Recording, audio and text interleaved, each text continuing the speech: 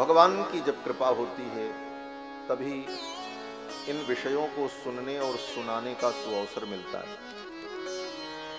सुखदेव जी ने तो पहले ही कहा राजा परीक्षित से कि श्रोतव्यादीनि राजेंद्र नृणाम संति सहस्रशः।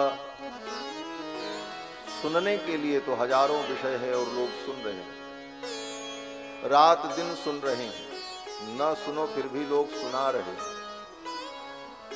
और घर में सुन रहे हैं, बाहर जा रहे हैं तो वहां भी सुन रहे हैं। घर में भी अगर सुनने का मन न हो फिर भी सुनाया जाता है। और व्यक्ति सुन करके रोता है, धोता है, दुखी होता है। लेकिन कहो कि भगवान की कथा जरा 2 घंटे बैठ करके सुन लो, मन नहीं लगता। जन्मांतर के पाप प्रतिबंधक बन जाते, इसीलिए भगवान की कथा में मन नहीं लगता। भगवान का नाम संकीर्तन हो तो उस नाम संकीर्तन में भी व्यक्ति बैठा तो रहता, लेकिन मुंह से राम नहीं बोल पाता, पाप सिर पर सवार रहता। अगर भगवान का नाम आपने लिया, उच्चारण किया, आज इसका मतलब भले आपको कुछ समझ में ना आवे, गए थे कथा में बैठे, सीताराम सीताराम सीताराम सीताराम बाबा जी करा रहे थे, कुछ देर हमने भी सीताराम किया, चले आए, भूल गए। लेकिन ये व्यर्थ नहीं जाएगा, समय आने पर इसका फल मिलेगा। क्या फल मिलेगा? बोले समय आएगा तब पता चलेगा। गोस्वामी तुलसीदास जी महाराज कहते हैं कि राम नाम को सुमिरिबो तुलसी वृथा न जाए। अगर आपने भगवान का नाम लिया है, कैसे भी लिया है, किसी के दबाव में, भय में, संकोच में, न चाह करके, अनिच्छा से, प्रमाद से, आलस्य से, किसी भी प्रकार से अगर भगवान का नाम आपने लिया है तो समय आने पर इसका फल होगा, ये व्यर्थ नहीं जाएगा। गोस्वामी जी महाराज कहते हैं कि राम नाम को सुमिरिबो तुलसी वृथा न जाए। किस प्रकार से? बोले लरिकाई की तैरबो आगे हो तो सहाय। जैसे बच्चे गांव में तालाब में, नहर में, नदी में नहाने जाते हैं तो मौज मस्ती करने के लिए जाते हैं, खेलते, और खेलते खेलते पानी में तैरने का नाटक करते करते तैरना सीख जाते हैं। उस समय वो तो उसको खेल समझते हैं, लेकिन तैरने की कला उनके अंदर जो आ गई, उसका फल क्या मिलेगा ये उन्हें कभी मालूम नहीं रहता। लेकिन जीवन में जब कभी कोई ऐसी समस्या आई और पानी में फंस गए तो वही तैरना उनके प्राण की रक्षा कर ले। लरिकाई को तैरबो आगे होत सहाय। जिस तरह बचपन का तैरना आगे जीवन रक्षक बन जाता है, उसी तरह राम नाम को सुमिरिबो तुलसी वृथा न जाए। भगवान के नाम का सुमिरन ये व्यर्थ नहीं जाता। अभी इसका मतलब नहीं समझ में आता, समय आने पर ये अपना काम करेगा। बोले कैसे? एक महात्मा उदाहरण देते। पुराने जमाने में अलार्म घड़ी होती थी, अब तो मोबाइल में ही लोग अलार्म लगा करके सो जाते हैं, समय से उठ जाते हैं। पहले पढ़ने वाले बच्चों के पास, जिनको समय से उठना है, तो अलार्म की घड़ी रखते और उसमें चाबी भरी जाती थी। रात्रि के 9 बजे 10 बजे उसमें चाबी भरी और रख दिया। जब चाबी भरी तब वो नहीं बजा। जिस समय चाबी भरी उस समय नहीं बजा, उस समय वो आवाज नहीं किया, नहीं बजा। और जब समय आया तो ठीक समय पर अलार्म अपने आप बज गया और आपको उसने जगा दिया। उसी प्रकार ये राम नाम की चाबी भरते जाओ, अलार्म भरते जाओ, ये चाबी भरते जाओ राम नाम की, राम नाम लेते रहो, कृष्ण नाम लेते रहो। समय आने पर ये आपको जगा देगा, आपके जीवन को मंगलमय बना देगा। ये भगवान नाम की चाबी है, इसको भरते रहो। अभी इसका क्या फल मिलेगा, इस चक्कर में मत पड़ो। बस राम ही सुमिरिय गाई, राम ही संतत सुनिय राम गुण गाई। राम ही सुमिरिय गाई, राम ही सुमिरिय गाई, राम ही संतत सुनिए राम गुण गाई, संतत सुनिए राम गुण गाई, राम ही सुमिरिय गाई, राम ही सुमिरिय गाई, भगवान का सुमिरन करते चलो, राम जी का गुण गाते चलो, समय आने पर ये अपना काम करेगा, कल्याण करेगा। और ये अवसर बार बार नहीं मिलता। भगवान का भजन, भगवान की भक्ति तो मानव जीवन में ही होती है। यद्यपि अपवाद स्वरूप अन्य योनियों में भी भगवान के भक्त हुए। गजराज भगवान का भक्त था, हाथी था। गृद्धराज जटायु पक्षी थे। और भी ऐसे बहुत भक्त हैं जो पशु योनि में, तिर्यक योनि में, लेकिन भगवान के भक्त हुए, लेकिन अपवाद रूप है। मुख्यतया भक्ति तो मानव जीवन में ही होती है। और अन्य योनियों में जो भक्त हुए वह पूर्व जन्म में कहीं न कहीं भगवान की भक्ति कर चुके थे, इसलिए उनको पशु योनि में भी भगवत भक्ति का भाव प्रकट हुआ। श्रीमद् भागवत में सुखदेव जी कहते हैं, जब राजा गजराज को बचाने के लिए भगवान आए, गजेंद्र डूब रहा था, गजराज ने भगवान को पुकारा, तो भगवान नारायण ने आकर के ग्राह को मारा और गजराज को बचा लिया। इस कथा को सुनकर राजा परीक्षित ने सुखदेव जी से प्रश्न किया कि भगवान, तो हाथी था, पशु था,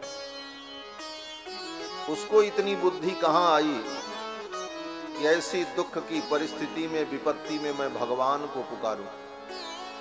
उसको इतना ज्ञान कैसे हुआ? तो सुखदेव जी इसका उत्तर देते हैं कि प्राग जन्मनि अनुशिक्षितम, पूर्व जन्म के संस्कार के कारण, पूर्व जन्म में उसने भगवान की कुछ भक्ति की थी, इस संस्कार के कारण पशु योनि में भी उसे वो ज्ञान आ गया और उसने भगवान को पुकारा और उसे भगवान की प्राप्ति हुई। तो इस मानव जीवन में हमने जो भक्ति की ये व्यर्थ नहीं जाएगी। अगर इस जन्म में कल्याण नहीं हुआ तो अगले जन्म में ये भक्ति आपका उद्धार करेगी और कहीं न कहीं कारण बनेगी। प्राग जन्मनि अनुशिक्षितम, पूर्व जन्म के संस्कार के कारण उस गजराज को भगवान का स्मरण हुआ और गजराज ने भगवान को पुकारा और भगवान ने गजराज की रक्षा की। इसलिए बार बार भगवान की कथा श्रवण करते रहना चाहिए, बार बार भगवान का गुणानुवाद करना चाहिए, बार बार भगवान की चर्चा श्रवण करनी चाहिए, भगवान का नाम लेते रहना चाहिए। इससे वह संस्कार दृढ़ होगा और आगे चलकर हमारा उत्कर्ष होगा। आत्मा का उत्कर्ष भी होता है और अपकर्ष भी होता है। अपकर्ष क्या है? बोले अपकर्ष ये है कि आज मानव बने हैं और इस मानव जीवन में क्षणिक सुख के लिए, थोड़े से लाभ के लिए, थोड़े से आनंद के लिए हम ऐसी ऐसी गलतियां करते हैं जिन गलतियों के कारण हमारा अपकर्ष होता है। मरने के बाद फिर कुत्ता गधा बिल्ली बनकर के कई जन्मों तक भटकेंगे। और अगर सावधान हो गए, सत्कर्म में मन को लगाया, सद्बुद्धि आई, सत्संग मिला, तो फिर उत्कर्ष होगा। उत्कर्ष क्या होगा? बोले आज मानव है, आगे देवता बनेंगे।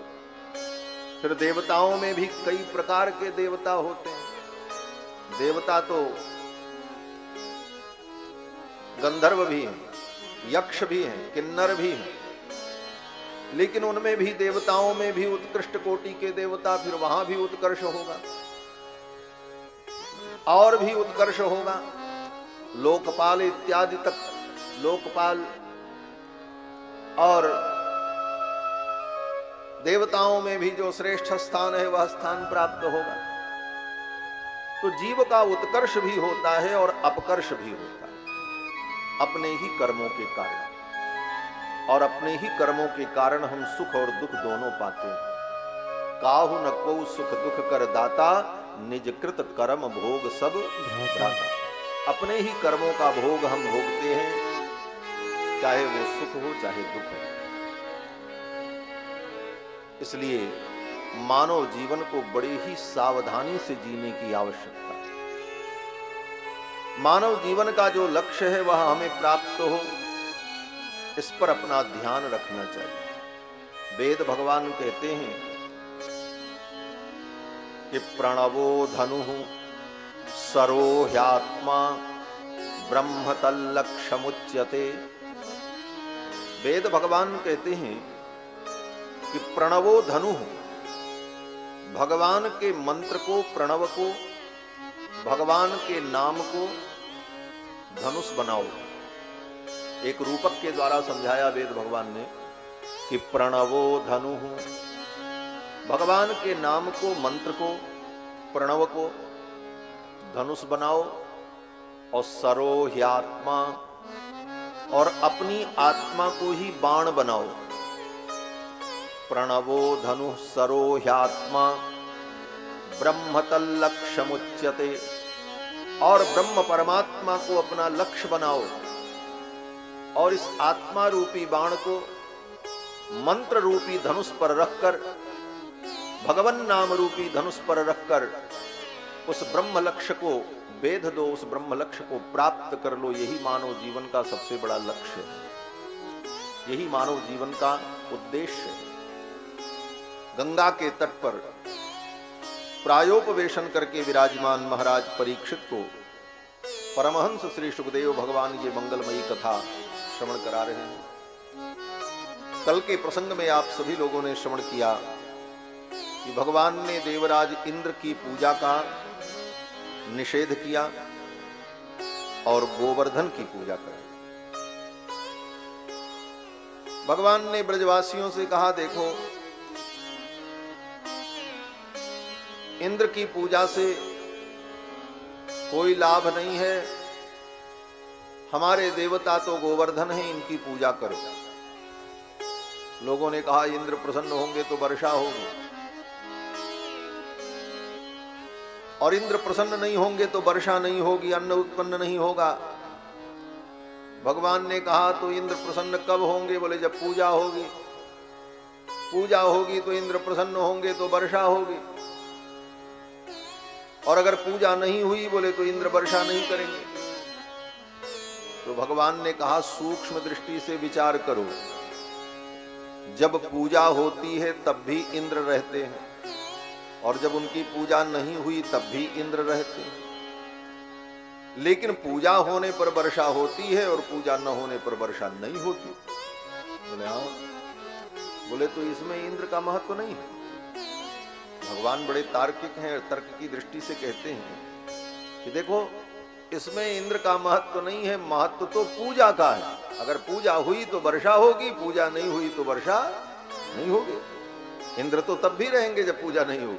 अगर इंद्र से वर्षा होती तो इंद्र वर्षा कर देते। तो पूजा क्या है? बोले पूजा कर्म है।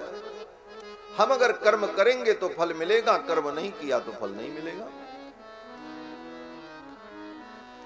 जब भगवान ने इस प्रकार तर्क दिया, भगवान ने कहा कि कर्मणा जायते जंतुः कर्मणैव विलीयते, सुखम दुखम भयम क्षेमम कर्मणैवाधिपद्यते। सुख दुख लाभ हानि ये सब कर्मों का ही फल है, और कर्म की ही महिमा है। लेकिन कौन से कर्म की महिमा है? लोग कहते हैं महाराज गीता में लिखा है कर्म करना चाहिए, हम कर्म करते हैं। जिंदगी में कभी गीता उठा करके खोल करके देखी नहीं और बताते हैं गीता में लिखा है कर्म करना चाहिए। गीता में जिस कर्म की बात कही गई है पहले उसे जानो। एक रिक्शा चलाने वाला व्यक्ति भी कहता है गीता में तो लिखा कर्म करना चाहिए, हम तो कर्म कर रहे हैं। बोले गीता में जिस कर्म की बात कही गई है वो शास्त्रोक्त कर्मों की बात कही गई है। हम जो भी कर्म कर रहे हैं पेट पालने के लिए, पेट भरने के लिए जो भी धंधा कर रहे हैं उसी को हम कर्म मान बैठे हैं, वो कर्म नहीं, वो तो जीविका है। और वह जीविका भी शास्त्र सम्मत होनी चाहिए। अगर शास्त्र सम्मत है तो वो कर्म की कोटि में आता है, अन्यथा वो कर्म की कोटि में नहीं है, वो अकर्म है, पाप है। गीता में जिस कर्म की बात भगवान